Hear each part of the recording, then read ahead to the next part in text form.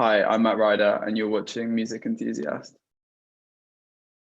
Hi, I'm Sarah from the Music Enthusiast, and today I'm joined by Matt Ryder, who just released a new single and is killing it. How are you? I'm good, thank you. Thank you so much. That means a lot. Yeah, I'm great. I am so hyped to be talking to you. We've been following each other on Instagram for a while now, and just watching you grow as a musician has been crazy. Thank you. Yeah, it's really weird. It's been like a year or something. I think when we started, like you started following me, and it's been kind of crazy. What a weird year. Yeah, definitely. How have you been holding up with everything happening in the world right now? I think it's been fine. I think I've been very lucky because I've got like my own space here that I can work in, and yeah, it's been pretty chill for me. But obviously I know for other people it's been so difficult. So I consider myself lucky to have been able to carry on making music and carry on being able to be creative, I guess. But yeah, it's just been a really weird time to try and be creative in. Do you have a fondest musical memory you want to share? Fondest musical memory, let me think. Probably like the first time I ever was in the studio, or even actually no, the first time I ever like finished a song that I was genuinely really like happy with. Obviously I've been producing since I was like 9, which is like crazy. Yeah. And I used to make like stupid like EDM music, and I finished this song and I was literally convinced I was going to be famous. So I was like, this song is like everything that is it's just going to create me. And it wasn't. It was an awful song and I will never share it with anyone. But yeah, that's probably the first satisfaction of like finishing a song. So that song isn't released. It's nowhere to be found on the internet. No way. Not gonna happen. Okay, cool. I mean, you produce, write, record everything yourself. So was that sort of tricky at first to be learning that all by yourself? I think like obviously I've been playing like guitar. I started playing guitar like quite young. Kind of in the UK it's like year 5. So I don't know, I was probably like 7 or 8. I started playing guitar, and then I played a bit of keys before that, but not a lot, and kind of gave up. And then I just like got a pirated version of Ableton on my laptop, which was really dodgy, and then kind of went from there. As it was tricky to start with, but I kind of had all the building blocks. I just had to like piece it together and figure it out. But yeah. Definitely, and you've been killing it, if I do say so. Thank you. Yeah. A New Way Home is your latest release. It's a cover song, and you made it into your own, and it's so beautiful. So what was that like? Thank you. That was really crazy. I think it's like the first proper finished cover that I've ever done, or like even thought about releasing. Because I was always very like, I'll just write my own music and just do that. And I never really thought about doing covers. And then obviously lockdown hit, and I was finding it quite tough to like write music, I guess. And I heard this song on the end of a TV show called Schitt's Creek, which I absolutely like love. It's an amazing TV show. And it was like really like weird to hear such like a deep emotional song at the end of like a comedy. And it was like in the middle of lockdown, I was like really sad, and the words of that song like really resonated with me, and I'd listened to it like a few times after I heard it, and it just really became like a song that kind of embodied what I was thinking in lockdown. And like I just took it from there, and I had a conversation with my manager, and we were like, we should do like a cover song. And we'd been thinking about it for a while, and then I was like, do you know what? I think I'm just going to give it a go one night. I think it's like 3 o'clock in the morning, something stupid. I just started working on it, and it just really flowed. And it was really nice to have the communication as well with John, who's the guy who originally wrote the song. And like him like loving it. It was just really cool. It was a very different experience to releasing my own music, but it was also a very rewarding process, I guess. It was sort of like fate, because like you said, like you were talking to your manager about doing a cover song on a TV show. So wow. Yeah, literally, yeah. The original track is like an acoustic guitar. Here you're playing the piano. So what sort of inspired you to like make it into like a piano? Yeah, I don't know. I think because initially like I wouldn't have liked to just copy it. Do you know what I mean? Like doing a cover for me, I would have loved to just I like the idea of like taking the basis of the song. I learned the chords on guitar and then kind of translate it onto keys and then just like messed around like that. And yeah, it just kind of led. Yeah, it led through. Yeah, it was really cool. Yeah. Again, it's beautiful. I love it. Thank you. No problem. So, you've been creating more music on the electronic side lately. Yeah. So, what's it been like exploring more of that side? Have you always loved electronic music? Yeah, always. I think from like a really young age, I was into much more like electronic music.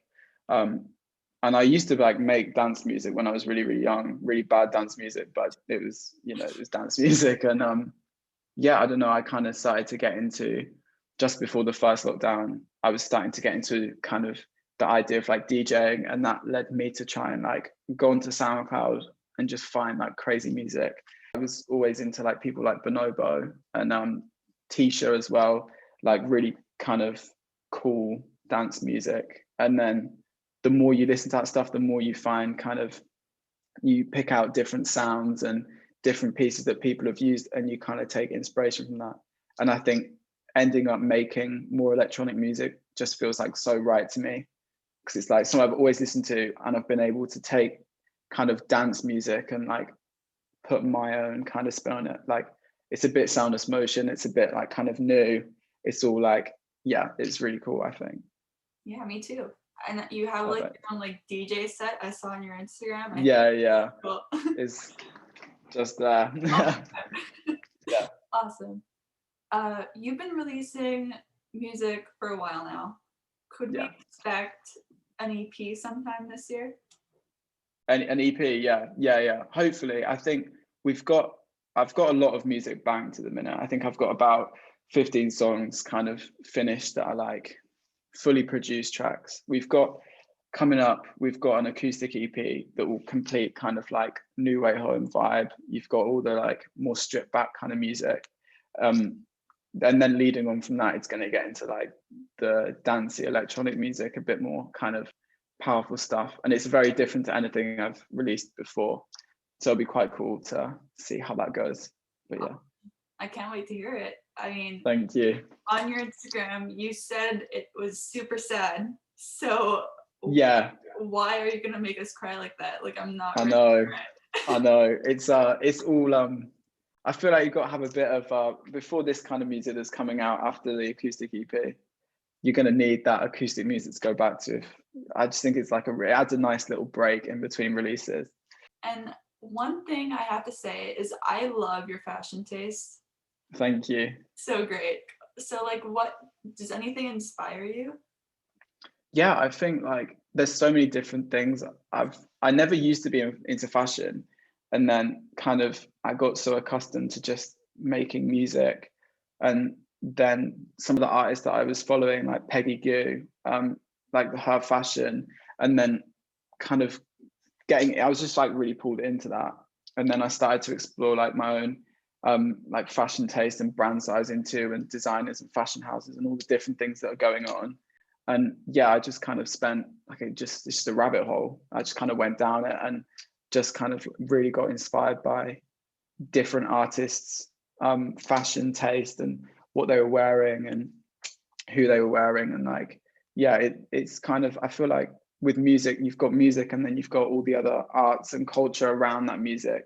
And that's what makes a song like, or like an EP or an album or even an artist like special, is how they look, what their vision is for the project, what their vision is for who they want to be as an artist, because that's most of the battle really. You can make like an amazing song, but like not involve yourself in the culture or the kind of picture or image, and it could like not work out. And I think it's always nice to have like a pure image of like what you want to do, what you want to have for the music, and for you as a person as well. Because you're in photography too, right? Like you're into that too. Yeah. I'm into like film, photography, fashion, like obviously music, like all this stuff.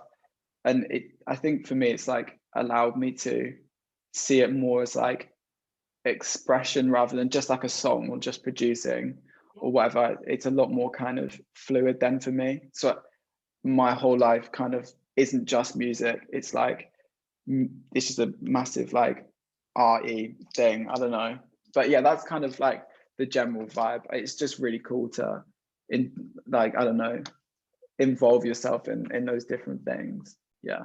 I love it. This is sort of a Cool. fun question, but if you could live in a music video, which one would you live in? Oh, let me think. I see. I don't watch a lot of music videos. I could say that's like a really weird thing. Yeah, as I could say film, definitely film. Yeah, sure. I could like this is gonna sound really weird, and everyone's gonna think what? But The Shining, it's a horrible. It's so scary, but I love the 70s vibe of that film. Like definitely not the horror being chased by an axe, but the whole like just like the fashion in that film is insane. I don't think anyone ever actually thinks about that. Like obviously Space Odyssey 2001, amazing film as well. So like those two films, just yeah, it's just a vibe more than Yeah. the things happening in the film. So like The Shining without like all of the Without the axes and the horror and everything. Yeah, but yeah. cool. Those are good choices. Yeah. Last question. Do you have any favorite up and coming artists at the moment that you want to share? Yeah, like I mean Pinty MC is so cool. Like I love his music. I did a DJ set or a little reel on Instagram of like a mashup between one of his tracks and a Kerry Chandler remix, which is really cool. Like Tisha as well. I love Tisha. She's like her music is really, really like detailed, cool. Yeah, those two are the first people that I think of, but there's so many people that I listen to and there's so many artists that I just think like are so cool. Awesome. Well, it was so great talking to you, and I can't wait Yeah. for you to come next. Yeah, it was great for real. I'm excited.